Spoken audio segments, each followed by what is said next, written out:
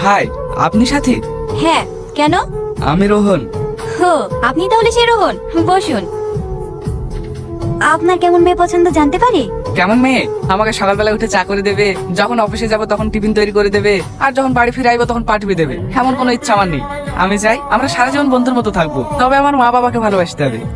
আপনার কি ইচ্ছা আছে আপনার হবু হাজবেন্ডের কাছে? সত্যি কথা বলতে বিয়ে করার কোনো ইচ্ছেই আমার নেই, শুধু আব্বু আমার মুখের দিকে তাকিয়ে আপনার সাথে দেখা করতে আসলাম।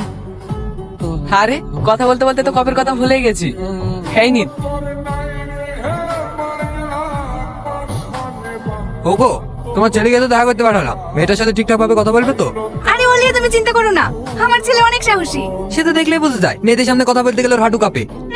আর তোমার, আমাকে যেদিন প্রথম দেখতে গেছিলা সেদিন তো তোমার মুখ থেকেও কথা বেরোচ্ছিল না।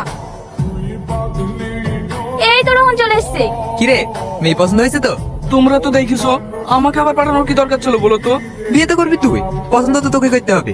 বল, পছন্দ হয়েছে? আপনি বুঝতে পারছেন না, পছন্দ হয়েছে বলেই তো কিছু বলছে না।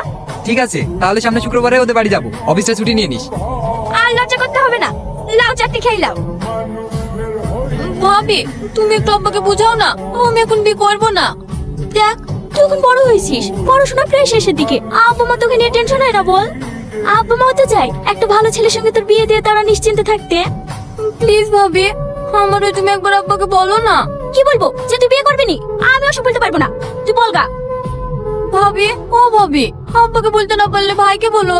দেখ সাথী, আব্বা ছেলেটাকে খুব পছন্দ, আর তাছাড়া ছেলেটাও নাকি সরকারি চাকরি করে। তোর ভাই বলছিল ওদের নাকি তোকে খুব পছন্দ হয়েছে, সামনে শুক্রবারে আমাদের বাড়িতে আসবে। কি, সামনে শুক্রবারে আসবে? হ্যাঁ, তুই আর এই বিয়ে তো আমত করিসনি,